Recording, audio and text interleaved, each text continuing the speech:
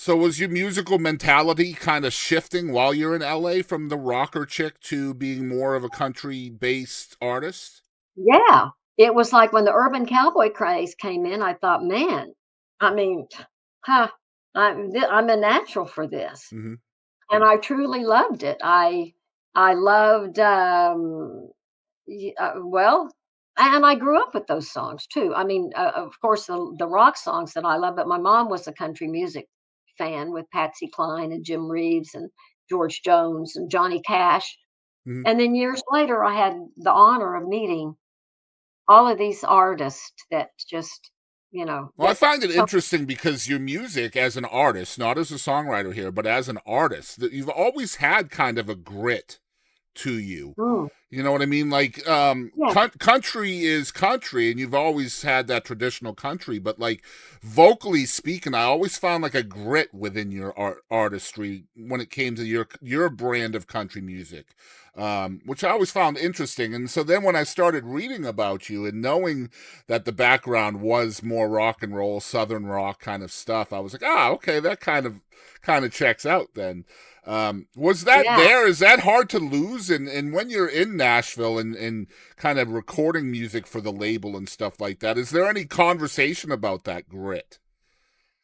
Um, I I know that, like, when I worked with Richard Bennett, whom I just love, he liked the grit, Mhm. and early on, some people would say that I reminded them of Skeeter Davis, Yes, absolutely.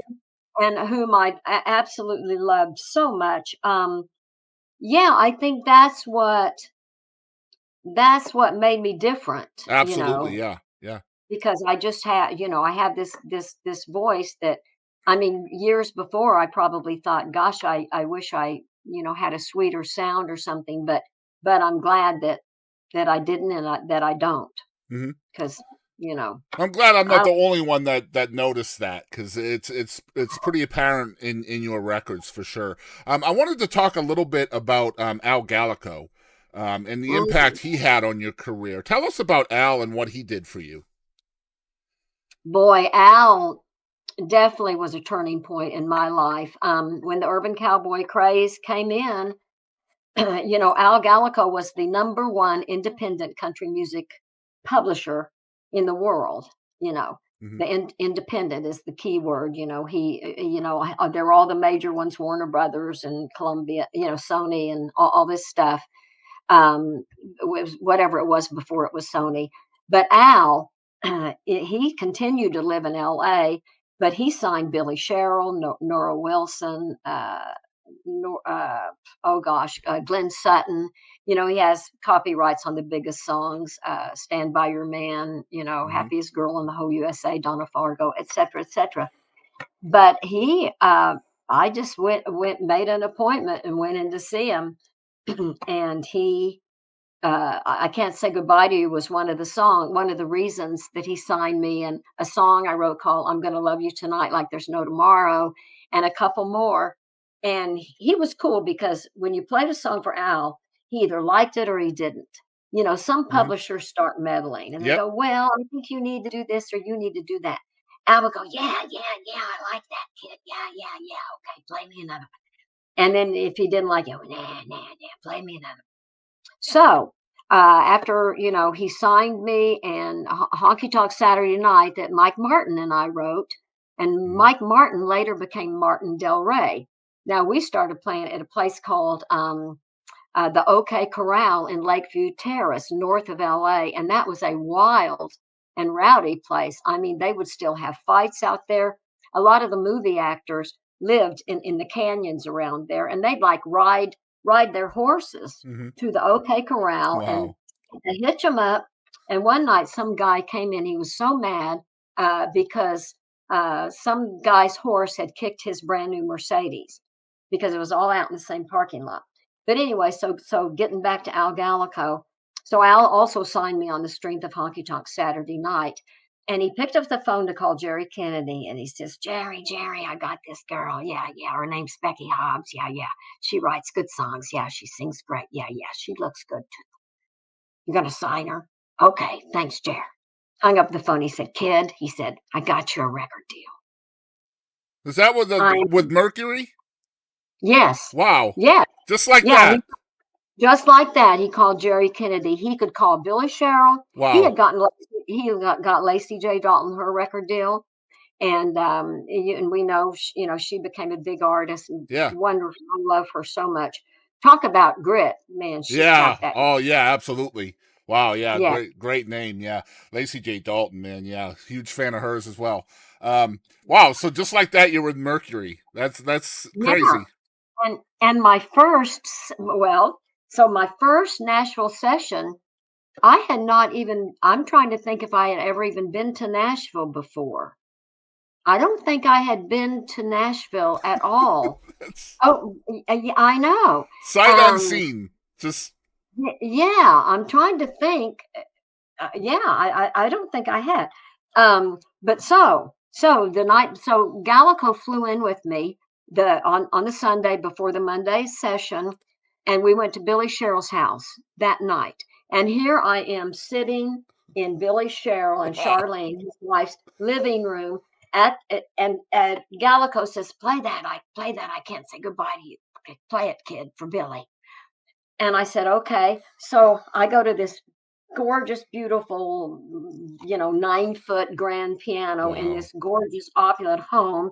And Billy Sherrill's sitting there in the corner with his legs crossed and he's like this, you know.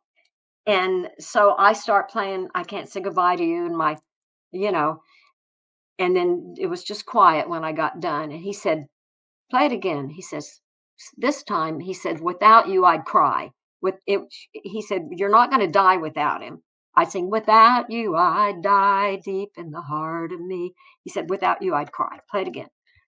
So I played it again and replaced that one word, and that's all he said. And I thought, wow.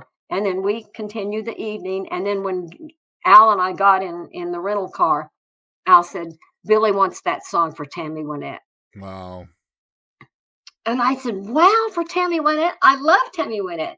He says, "I told him no." He said, "It's the kids' song." He says, "You're cutting it tomorrow with Jerry." Wow. I know. Crazy. I know. So I walk in the session the next day, and we're upstairs at Mercury Records, Jerry Kennedy's office, because he was the head of the Nashville office at that time, was upstairs. And in the meantime, the studio sound stage was downstairs. And I'm thinking, God, it's 10 minutes till 10, and the session's at 10. When are we going to go downstairs? Well, Jerry was in no hurry. It's straight up 10. We walk down the stairs and walk in there, and there's Pig Robbins and Mike Leach on Wow. bass, and Gene Chrisman on drums, and Reggie Young, and just the finest. And This has got to be a right, dream, right? This has to be surreal. yes, and Jerry said, play them. Let's start with. So I started and played them the song, and here's Pig Robbins, and all the cats are writing their own chart, and it's in Nashville, it's the number system. Yep. They don't write C, F, and G. They'll write one for whatever key it is, four for the four chord, five, six minor, whatever. So I'm playing the songs live, and I'm thinking, here's Pig Robbins, who's blind, and he can't write anything down. So when I first started playing I Can't Say Goodbye to You, I said, "Well, I'm playing an A." And you know and then finally I realized he don't need me telling him what I'm No, playing. not at So all. he's remembering it all. And all the other cats were writing it down. And then everybody goes to their little area, the sound booth. I go to the sound booth to sing and everything. And the first take was just killer. And then Jerry said, "Hey, let's take it again." And then he made, "Hey, this time try Reggie, try this little Dido right here." And I mean, and it was just like a joy. I think we cut five songs that day. And Wow. I thought, wow, Nashville is it. And I think right then and there, I thought, man, this is where I need to be. Yeah. I think I can imagine because things are moving fast now for you, right? Hmm. Just amazing stuff.